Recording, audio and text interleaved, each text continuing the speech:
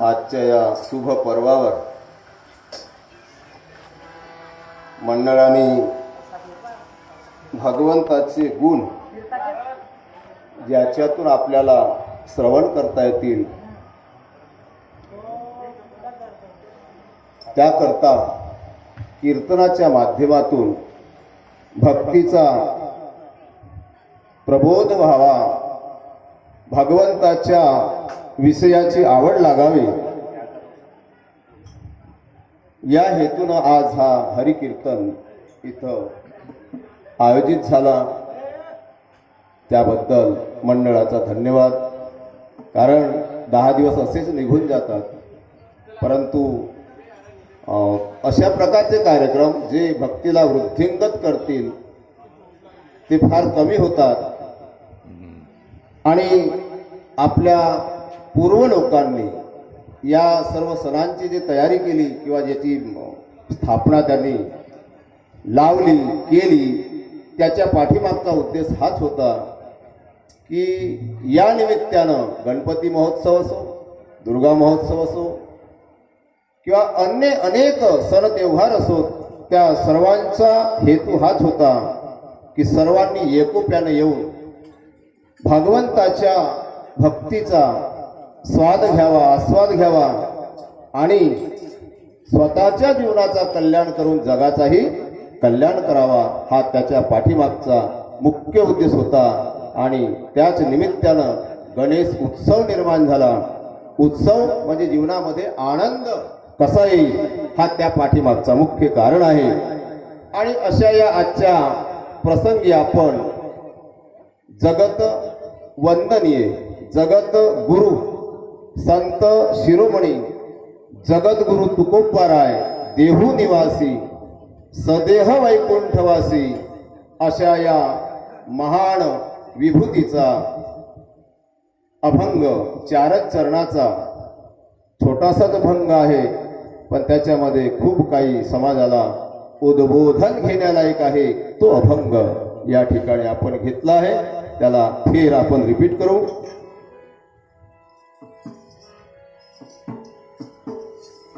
जन्मा येऊन काय केले, जन्मा येऊन काय केले, जन्मा येऊन काय केले, जन्मा येऊन काय केले, जन्मा येऊन काय केले, जन्मा येऊन काय केले, तुवा मुदल गमावले रे, तुवा मुदल गमावले, जन्मा येऊन काय केले, जन्मा येऊन काय केले,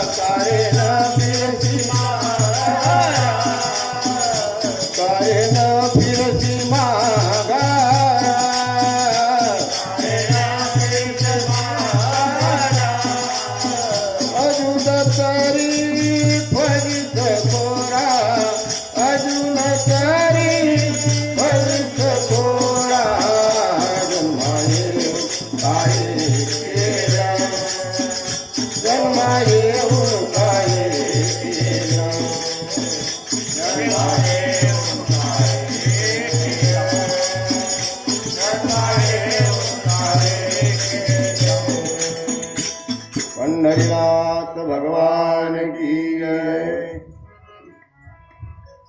अशा या छोट्याशा अभंगामध्ये बराच काही सार लपलेला आहे आणि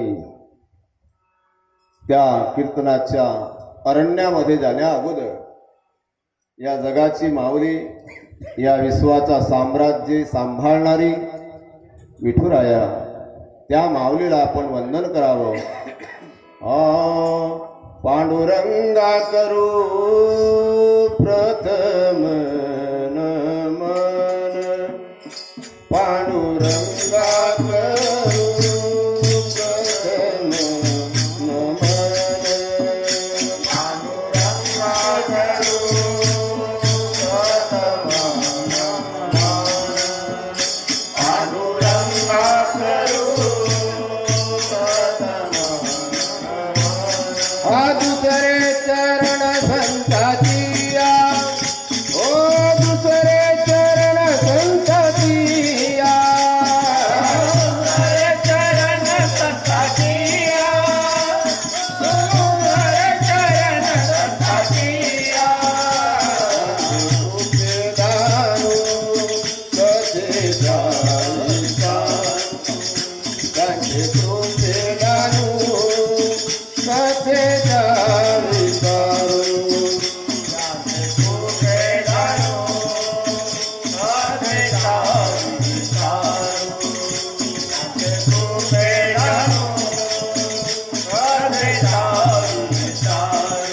बाबाजी सद्गुरुदास तुका, बाबाजी सद्गुरुदास तुका, बाबाजी सद्गुरुदास तुका, बाबाजी सद्गुरुदास तुका,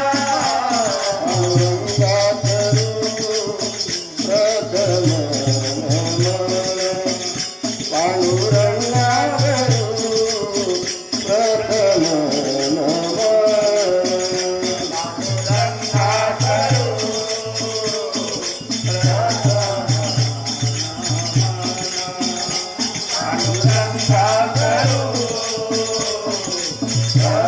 पांडुरंगा करू प्रथम प्रथम नमन पंढरीनाथाला आणि मग सर्व संतांच्या चरणावर मस्तक ठेवून गुरुदेवाला वंदन केल्याशिवाय आपल्याला पुढे जाता येत नाही. सद्गुरूच्या चरण कमलाशिवाय या जीवाला गती नाही आणि म्हणून त्या गुरुदेवाला सुद्धा आपण वंदन घालूया आणि आपल्या या कीर्तनाच्या अभंगाकडे आपल्याला वळता येईल.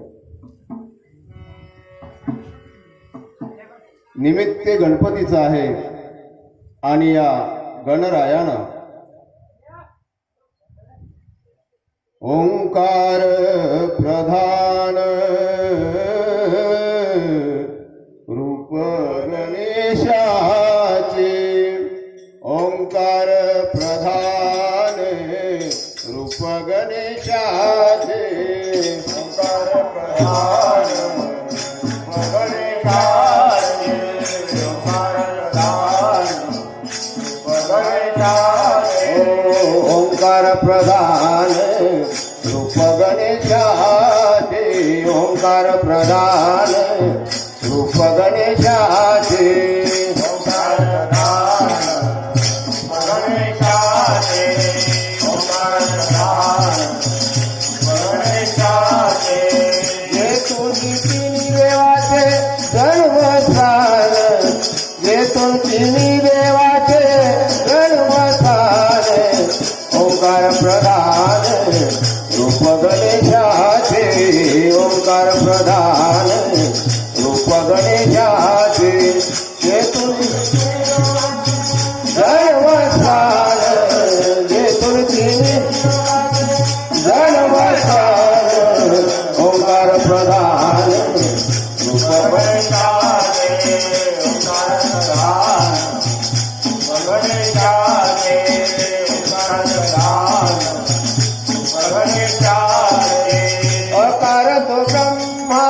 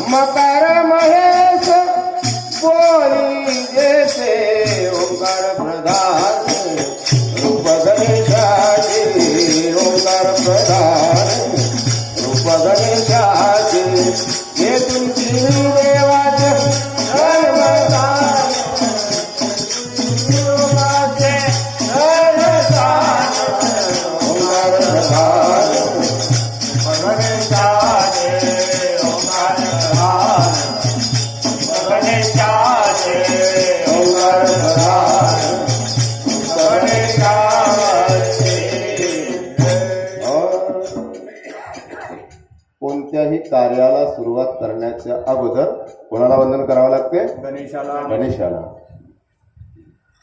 कारण काय म्हणतो अभंग?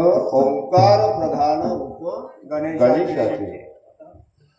ओंकार, संपूर्ण ब्रह्मांडाची उत्पत्ती ओंकारामधूनच होत आहे. झाली तसं नाही, होत आहे. कशातून? ओंकारातून. आणि या तीनही देव जे आहेत, ब्रह्मा, विष्णू आणि महेश, यांच्याकडे संपूर्ण सृष्टीचा कारभार आहे. उत्पत्ती ब्रह्मदेवाकडे, सृष्टीचा म्हणजे सर्वांना भरण पोषण विष्णूकडे, आणि वय संपले की त्याला आपल्या ठिकाणाला नेणे भोलेनाथाकडे. ह्या तीनही शक्ती, हे तीनही देव काय आहेत? हे शक्ती आहेत. परमेश्वराची ही शक्ती आहे ब्रह्मा, विष्णू आणि महेश. या तीनही देवांचा उत्पत्ती स्थान कोण आहे? ओंकार. गणेश कोण आहे? गणेश. म्हणून त्या देवाला सर्वात प्रथम वंदन घालावं लागते. ह्या शक्त्या आहेत. ब्रह्मदेव शक्ती आहे, विष्णू शक्ती आहे आणि महेश सुद्धा शक्ती आहे. अकार तो ब्रह्मा, उकार तो विष्णू आणि मकार महेश बोली जेते. पहिला अक्षर कोणता आहे? शाळेमध्ये शिकवतात तो अकार तो ब्रह्मा. हा ब्रह्मा काय आहे?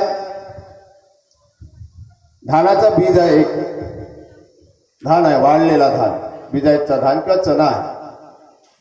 त्याला आपण मातीमध्ये नेऊन रोवतो, पेरतो टिपणीनं, आणि मग त्याला पाण्याचा ओलावा मिळतो. पाण्याचा ओलावा मिळाल्यानंतर तो चणा जेवढा आहे तेवढाच राहतो की मोठा होतो? म्हणजे फुलतो. आपल्या पूर्वीच्या आकारापेक्षा त्याच्यामध्ये काय होते? वाढ होते, फुलतो. त्याचाच नाव आहे ब्रह्मा. नाही समजलं? समजला का? नाही समजलं. बीज कसा आहे? वाढलेला आहे. बीज कसा आहे? वाढलेला आहे, सुकलेला आहे, मस्त आहे, घट्ट आहे, पक्का आहे. त्याचं नाव आहे ब्रह्म. त्याचं नाव काय आहे? आदि बीज एकला. या संपूर्ण सृष्टीचा जो बीज आहे तो एकटाच आहे. किती आहे? एकटाच आहे, एकच आहे, एकच देव आहे, एकच नारायण आहे, एकच नारायण आहे. आदि बीज एकला. तो एक असलेला बीज आपल्या स्थितीमध्ये संपन्न आहे. त्याला काही कोणाशी घेणे देणे नाही. पण जेव्हा त्याच्या ठिकाणी अशी इच्छा निर्माण झाली की आपण अनेक व्हावं. काय व्हावं? अनेक व्हावं. एकटा राहण्यात काही मजा नाही, म्हणून लग्न करावं लागते. एकाचे दोन, दोनचे चार. त्याच्याशिवाय जीवनात आनंद आहे का? नाही. त्याला एकटा करमला नाही, म्हणून त्यानं अनेक होण्याची इच्छा केली आणि तो ब्रह्म असलेला ब्रह्मा झाला. काय झाला? ब्रह्मा झाला. ब्रह्मदेवाची उत्पत्ती कोणून सांगितलेली आहे? भगवान विष्णूच्या नाभी कमळातून निघालेल्या कमळाच्या फुलाच्या देठातून ब्रह्मदेवाची उत्पत्ती. तुम्ही कोण्या देठातून आल्या? तुम्ही जेव्हा जन्माला आल्या तेव्हा सुद्धा तुमच्या बरोबर कमळाचा देठ आला. आला? आला ना. आणि त्याच देठातून तुमचा सुद्धा भरण पोषण 9 महिनेपर्यंत झाला. त्या ठिकाणी तुम्ही पाणी पिल्या का? भात खाल्ल्या का पोटात असताना? नाही, शक्यच नाही आहे. आईनं खाल्लं, पण आईचा शरीर वेगळा आणि तुमचा शरीर वेगळा. तुम्ही एका कोशामध्ये बंद होता, एका पिशवीमध्ये बंद होता. त्या ठिकाणी अन्नाचा पुरवठा कोठून झाला? हवेचा पुरवठा कोठून झाला? हवेशिवाय तर घडीभर राहता येत नाही. 2 मिनिटं, बरोबर? 1 मिनिटही माणसाला बिना हवेनं नाक दाबला तर जगता येत तर अशा वेळेला 9 महिन्यापर्यंत जो आपल्याला श्वास मिळाला, अन्न मिळाला, रक्त मिळाला, पाणी मिळाला, सृष्टीतल्या सर्व वस्तू मिळाल्या, त्याचा माध्यम काय होता? तो कमळाचा देठ होता. काय होता? कमळाचा देठ. त्या कमळाच्या देठावर ब्रह्म असलेला ब्रह्मा झाला, कारण त्याला ओलावा मिळाला. काय मिळाला? ओलावा. वाळलेला बीज, चणा किंवा धान किंवा कोणताही जेव्हा आपण मातीमध्ये टाकतो आणि त्या मातीच्या ओलाव्याने जेव्हा तो मोठा होतो, फुलतो, त्या फुलण्याच्या प्रक्रियेला ब्रह्मा म्हणतात.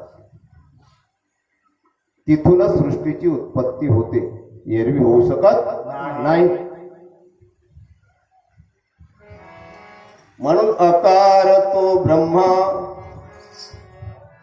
उकार तो विष्णू, मकार महेश, बोलियेला बोलियेला. तुकोबारायाने जो अभंग घेतला आहे ते तुकोबाराय आपल्या या सजीव आणि सगुण साकार देहासकटच गुप्त झाले. बघा, आपणही भगवंताची भक्ती करतो, आपापल्या पद्धतीनं करतो सर्वच.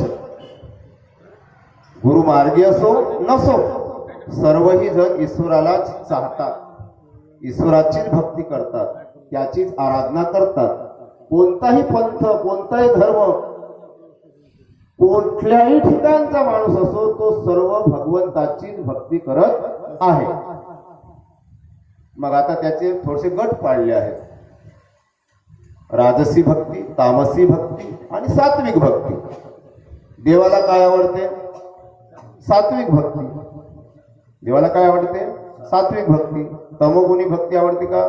नाही. तरी पण तो स्वीकार करतो, नाही घेत अशातला भाग नाही, त्याचाही स्वीकार करतो.